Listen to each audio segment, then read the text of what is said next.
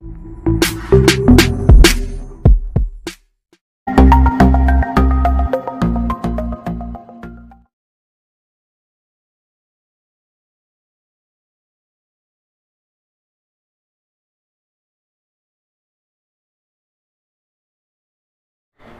శుక్రవారం రోజున ఈ దీపాన్ని వెలిగిస్తారో వారి కోరికలు నెరవేరే మార్గాలు తెలుస్తాయి.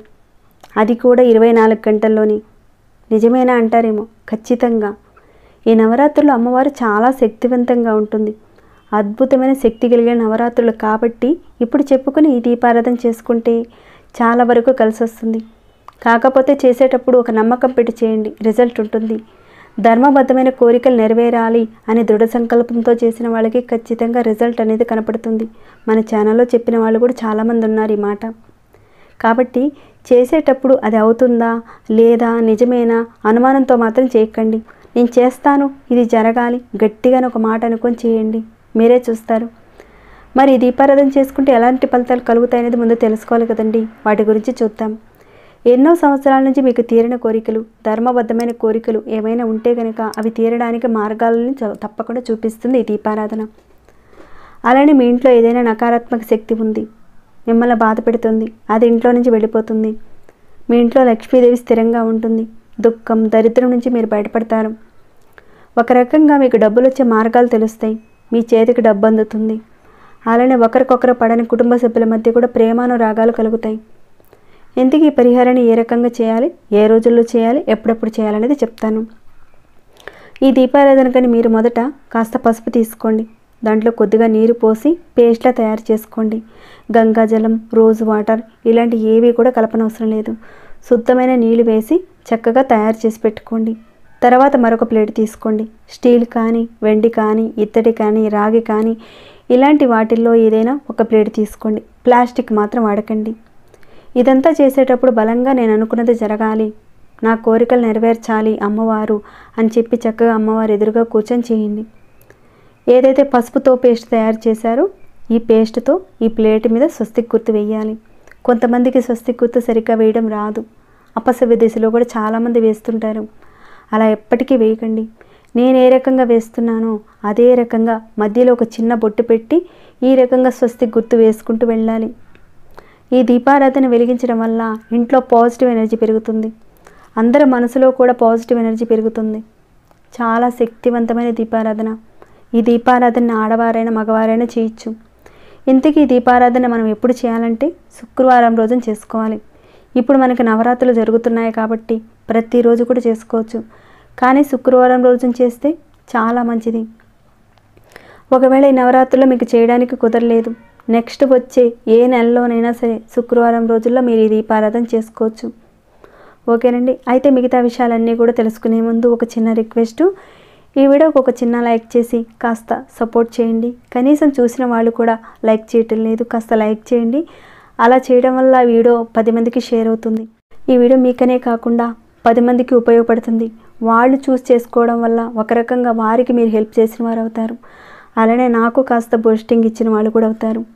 ఇక సబ్స్క్రైబ్ కాని వారు ఎవరైనా వచ్చి చూస్తుంటే మన ఛానల్లో ఇలాంటి మంచి మంచి పూజల పరిహారాలకు సంబంధించిన వీడియోస్ చాలానే ఉన్నాయండి. ఒకసారి చూసి మన ఛానల్కి సబ్స్క్రైబ్ చేసుకోండి. అలానే చాలామంది నోటిఫికేషన్స్ రావటం లేదంటున్నారు కదా, ఆల్రెడీ నోటిఫికేషన్ తప్పకుండా యాక్టివేట్లో పెట్టుకున్నారా లేదా అనేది చూసుకోండి. ప్రతి ఒక్క వీడియో నోటిఫికేషన్ మీ వరకు వస్తుంది. ఓకేనండి. ఇక మన వీడియో మాటకి వెళదాము. ఈ విధానాన్ని చేసేటప్పుడు ఒక నమ్మకంతో చేయండి, ఖచ్చితంగా రిజల్ట్ ఉంటుంది. మీరు ఎప్పుడైతే ఈ పరిహారం చేద్దామనుకున్నారో శుక్రవారం చేసుకోవాలని చెప్పుకున్నాం. లేదంటే ఈ నవరాత్రుల్లో వచ్చి ఏ శుక్రవారం రోజు నుంచైనా సరే మీరు మొదలు పెట్టచ్చు. కానీ మీరు మొదలు పెట్టే ముందు స్నానం చేసే ఈ పరిహారాన్ని మొదలు పెట్టాలి. ఉదయమైనా చేయొచ్చు, సాయంత్రమైనా చేసుకోవచ్చు. ఈ పరిహారాన్ని మీకు ఏ రకంగా కన్వీనియంట్గా ఉందో ఆ రకంగా చేసుకోండి. కొన్ని చెప్పే పరిహారాల్లో ఉదయమే చేసుకోవాలని ఉంటుంది, కానీ ఈ పరిహారం అందరికీ కన్వీనియంట్గా ఉండే పరిహారం అండి. తప్పకుండా చేసుకోండి. మీ వీలును బట్టి ఉదయమైనా సాయంత్రమైనా చేసుకోవచ్చు. స్వస్తిక్ గుర్తు వేసేటప్పుడు మనం ఉంగరపు వేలుతోనే వేయాలి. ఉంగరపు వేలు కాకుండా వేరే వేలతో అంటే ఈర్బడ్తో కానీ స్వస్తిక్ గుర్తును మాత్రం వేయకండి, ఉంగరపు వేలుతోనే చేయాలి. స్వస్తిక్ గుర్తు వేసిన తర్వాత ముందుగా మీరు రెడీ చేసి పెట్టుకోండి ఒకే ఒక మట్టి ప్రమిదిని. ఇంట్లో వాడిందైనా పర్వాలేదు, కొత్తదైనా పర్వాలేదు. ఇంట్లో వాడిందనుకోండి, జిడ్డు పట్టంది కాస్త బాగున్నది తీసుకోండి. ఈ మధ్యనే కొంతమంది కామెంట్స్ని చూశానండి, ఒకే ఒక్క మట్టి ప్రమిదను వాడొచ్చా పరిహారాలకి అని అడిగారు. పూజల విషయం అనుకోండి, 2 కానీ 3 కానీ ప్రమిదలు పెట్టుకొని మనం చక్కగా దేవుడికి దీపారాధన చేసుకోవచ్చు. కానీ పరిహారాల విషయంలో మనం ఏ రకంగా ఆ పరిహారం ఉంటుందో అదే రకంగా మనం చేస్తేనే రిజల్ట్ ఉంటుంది. ఓకేనండి, ఆ రకంగా చేయాల్సి ఉంటుంది, అప్పుడే రిజల్ట్ ఉంటుంది. సరేనండి, ఇక మనం మాటకు వెళ్తాము. మీ దగ్గర మట్టి ప్రమిద కూడా లేకపోతే మీరు బియ్య పిండితో కానీ గోధుమ పిండితో కానీ ఒక చిన్న ప్రమిద అనేది మీరు తయారు చేసుకొని అయినా సరే పరిహారానికి వాడుకోవచ్చు, లేదా మట్టి ప్రమిదనైనా సరే వాడుకోవచ్చు. ఇక్కడ ఏ రకంగా చెప్తున్నానో 1 by 1 అదే రకంగా చేసుకుంటూ వెళ్ళండి. తర్వాత ఆ ప్రమిదలో కొబ్బరి నూనె కానీ నువ్వుల నూనె కానీ ఆవు నెయ్యి కానీ ఏదైనా వేసుకోవచ్చండి. ఏ నూనె అయినా వాడచ్చు, అంటే వేరుశనగ ఇలాంటివి మాత్రం వాడకండి. నువ్వుల నూనె, ఆవు నెయ్యి, కొబ్బరి నూనె వీటిల్లో ఏదైనా వాడుకోవచ్చు. తర్వాత దాంట్లో 2 ఒత్తులు, అంటే ఒక 2 చొప్పున, ఇక్కడ చూస్తే మీకు తెలుస్తుంది, 2 ఒత్తుల్ని 2 చొప్పున విడివిడిగా వేసుకోవాలి. తర్వాత ఆ ప్రమిదికి పసుపు కుంకుమ పెట్టండి. దీపారాధన చేసిన తర్వాత కాదండి, దీపారాధనకు ముందే పసుపు కుంకుమ పెట్టండి. తర్వాత ఈ ప్రమిదని స్వస్తిక్ గుర్తు మీద పెట్టండి. ఎక్కడ స్కిప్ చేయకుండా ఎండ్ వరకు చూడండి, క్లియర్గా అర్థమవుతుంది. స్టెప్ బై స్టెప్ చేసుకుంటూ వెళ్ళండి. వెనకది ముందు, ముందుది వెనకది మాత్రం అలా చేయకండి, పరిహారం అండి ఇది. ఇక ఆ తర్వాత మీరు ఏం చేస్తారంటే చక్కగా అమ్మవారి ముందు ఇదంతా ప్రిపేర్ చేసి అమ్మవారి ముందు పెట్టండి. తర్వాత అమ్మవారికి పూలు పెట్టి గంధం కుంకుమ పెట్టి అమ్మవారిని కూడా రెడీ చేసి పెట్టుకోండి. దీపారాధన వెలిగించడానికి ముందే ప్రమిదిలో కాస్త చిటికెడు పసుపు వేయండి. తర్వాత ఒక లవంగం వేయండి. పువ్వు ఉన్న లవంగానే వాడండి, పువ్వు లేని లవంగాన మాత్రం వేయకండి. దీపారాధన వెలిగించకముందే చిటికెడు పసుపు వేశారు, లవంగం వేశారు. దీపారాధన చేయడానికి ముందే మీ మనసులో ఉన్న కోరికలు చెప్పుకోండి. అమ్మవారు మీ ఎదురుగానే ఉంది, అక్కడే కూర్చున్న అమ్మవారు అనే ఒక భావన చేసుకొని ఒక మనిషికి ఏ రకంగా చెప్పుకుంటారో అదే రకంగా చెప్పుకోండి. గట్టిగా సంకల్పం చెప్పుకొని అప్పుడు మీరు దీపారాధన చేయండి. అగరవత్తితో చక్కగా దీపారాధన చేయండి. ఒత్తులు మాత్రం విడివిడిగానే పెట్టి చేయాలి. ఇప్పుడు అమ్మవారి ముందు పెట్టారు. ఇప్పుడు ఏం చేయాలంటే లలితా సహస్రనామం చదువుకోండి. ఒకవేళ మాకు రాదండి అంటే అమ్మవారికి సంబంధించిన ఏకనామాన్ని తీసుకొని ఒక 108 సార్లు జపించండి. ఇంతకీ అమ్మవారి దగ్గర ఈ దీపారాధన ఎందుకు చేయాలంటే లక్ష్మి అమ్మవారి దగ్గర కానీ, దుర్గా అమ్మవారి దగ్గర కానీ, లలితాదేవి అమ్మవారి దగ్గర కానీ ఈ దీపారాధన చేసుకోవాలి. నిత్య పూజలో మీరు పెట్టే దీపారాధన కుందులు పెట్టి ఏ రకంగా చేసుకుంటారో అదే రకంగా దీపారాధన కుందులు పెట్టుకొని చేసుకోండి. దాంతోపాటుగానే ఈ దీపారాధన చేసుకొని పూజ అనేది చేసుకోవచ్చు. ఏకనామం అంటే ఇక్కడ ఏంటంటే ఓం దుర్గాయ నమః అని లక్ష్మీదేవి అమ్మవారికి సంబంధించిన నామం కానీ ఒక 108 సార్లు జపించాలి. అక్కడే కూర్చొని కళ్ళు మూసుకొని జపించాలి. ఉదయం కానీ సాయంత్రం కానీ దీపారాధన చేశారు. మీరు ఉదయం చేసినా సాయంత్రం చేసిన దీపారాధన కొండెక్కిన తర్వాత దానిని అక్కడే ఉంచేయండి.